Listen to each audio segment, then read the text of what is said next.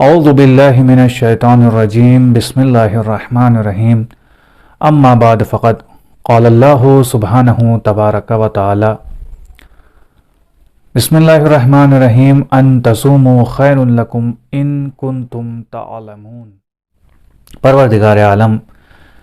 قرآن مجید جیسی پاک و پاکیزہ کتاب کے سورہ بقرہ کی آیت نمبر 184 نمبر آیت میں ارشاد فرما رہا ہے کہ تم روزہ رکھو کیونکہ روزہ تمہارے لیے ایک بہترین عمل ہے اگر واقعی اور حقیقی معنی میں تم اس عمل کے بارے میں جانتے ہو، اگر واقعی تم اس کی اہمیت کو جانتے ہو تو روزہ رکھو، کیونکہ یہی وہ عمل ہے کہ جس کے ذریعے سے انسان کے اندر معنوی اثرات بھی پیدا ہوتے ہیں اور جسمانی مرض سے بھی انسان نجات حاصل کرتا ہے۔ تو ناظرین کرام، میں جس موضوع کو لے کر آج حاضر ہوا ہوں وہ ہے کہ روزے کے ذریعے سے طبی فوائد کیا ہیں۔ تو اس آیت کو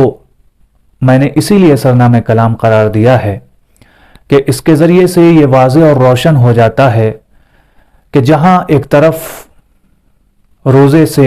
معنوی اثرات انسان کے اندر لاحق ہوتے ہیں، وہیں دوسری طرف انسان کے جسمانی امراض سے بھی اس کو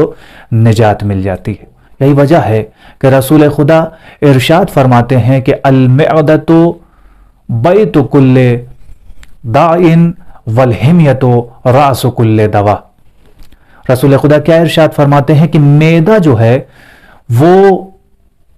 بیماریوں کا گھر ہے، والحمیۃ،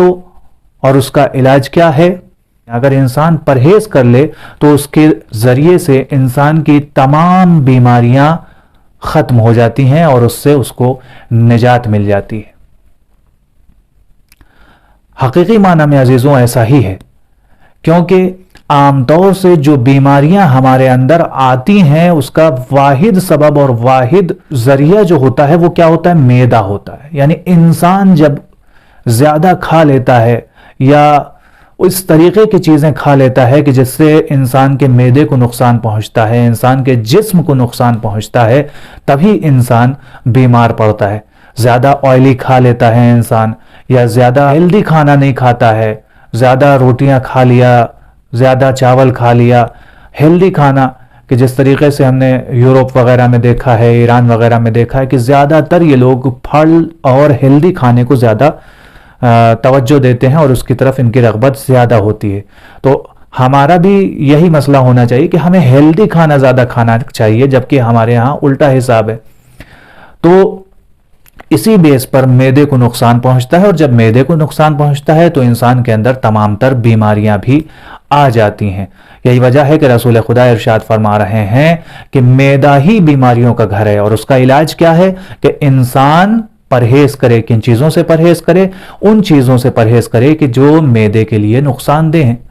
جب انسان ان چیزوں سے پرہیز کرے گا تو لامحالہ کسی بھی طریقے کی کوئی بیماری اس کو لاحق نہیں ہوگی۔ اور یہی وجہ ہے کہ جناب امام موسیٰ کاظم علیہ السلام بھی اسی طریقے کی حدیث میں ارشاد فرماتے ہیں کہ معدہ واقعاً بیماریوں کا گھر ہے، اور اگر کوئی انسان اس کا علاج چاہتا ہے تو وہ ان چیزوں سے پرہیز کرے کہ جس سے بیماریاں آتی ہیں، جس سے اس کا معدہ خراب ہوتا ہے، اور جب معدہ خراب ہوتا ہے تو اس کے اندر اس کے جسم میں تمام تر بیماریاں آ جاتی ہیں۔ اور یہی نہیں، دوسری جگہ پر امام موسیٰ کاظم علیہ السلام ارشاد فرما رہے ہیں کہ انسان جب بیمار ہوتا ہے تو وہ طرح طرح کی دواؤں کو اپناتا ہے، طرح طرح کی دوائیں لیتا ہے، جبکہ اس کی اس کو ضرورت نہیں ہے۔ امام موسیٰ کاظم علیہ السلام کیا ارشاد فرما رہے ہیں کہ جو دوائیں وہ لیتا ہے اپنے معالجے کے لیے، اپنے علاج کے لیے، وہی دوائیں آگے بڑھ کر اس کو دوسرے امراض میں مبتلا کر دیتی ہیں۔ لہذا سب سے بہترین جو ذریعہ ہے اپنے آپ کو ٹھیک کرنے کا، اپنے جسمانی علاج کا، وہ سب سے بہترین ذریعہ کیا ہے کہ انسان پرہیز کرے، اور روزے میں انسان بطور احسن پرہیز کر سکتا ہے ان چیزوں سے کہ جس سے معدے کو نقصان پہنچتا ہے۔ کیونکہ انسان پورا دن بھوکا اور پیاسا رہتا ہے، کوئی بھی چیز نہیں کھاتا ہے، لہٰذا معدے کو ایک طریقے کا ریسٹ مل جاتا ہے، آرام مل جاتا ہے، جس کے سبب وہ بیماریوں سے انسان نجات پا جاتا ہے یا بیماریاں اس کی کم ہو جاتی ہیں۔ یہی وجہ ہے کہ ڈاکٹرز نے بھی کہا ہے کہ سال میں کم از کم 1 مہینہ انسان کو روزہ ضرور بے ضرور رکھنا چاہیے، کیونکہ اگر انسان جسم کی سلامتی چاہتا ہے تو اس کو 1 مہینہ کم از کم روزہ ضرور رکھنا چاہیے۔ اور ڈاکٹرز کے تحت بھی یہ ہدایت کی جاتی ہے کہ کم کھایا جائے، اور ہمارے معصومین علیہم الصلاۃ والسلام نے بھی اس بات کی ہدایت کی ہے کہ جب انسان کا پیٹ بھر جائے اس سے پہلے ہی انسان اپنے ہاتھ کو روک لے اور اتنا ہی کھائے کہ جب انسان کے پیٹ میں تھوڑی سی جگہ باقی رہ جائے۔ اگر انسان واقعا معصومین کے ان اقوال پر تھوڑی سی توجہ کے ساتھ عمل کرے تو شاید میرے خیال سے کبھی انسان مریض نہیں ہوگا، لیکن ہم اور آپ شاید ان کی بات پر عمل نہیں کرتے ہیں۔ خود میں اپنے آپ کو کہہ رہا ہوں کہ میں خود ان باتوں پر، ان کے اقوال پر عمل نہیں کرتا ہوں، یہی وجہ ہے کہ انسان طرح طرح کی بیماریوں میں گرفتار ہو جاتا ہے۔ لہٰذا مقصد جو تھا اس موضوع کو اختیار کرنے کا وہ یہی تھا کہ روزے کی واقعاً اتنی زیادہ اہمیت ہے کہ واقعاً روزے کے ذریعے سے انسان تمام تر امراض سے نجات پا سکتا ہے اور اس کے امراض میں کمیاں واقع ہو سکتی ہیں، کیونکہ اس کے ذریعے سے انسان کے معدے کو ریسٹ ملتا ہے، انسان کے معدے کو آرام ملتا ہے، لہٰذا اس کے معدے کی بیماریاں کم ہو جاتی ہیں، اور جب معدے کی بیماریاں کم ہو جاتی ہیں تو انسان کی تمام تر بیماریوں سے اس کو۔ بس عزیزوں، اپنی گفتگو کو یہیں پر تمام کروں گا، انشاءاللہ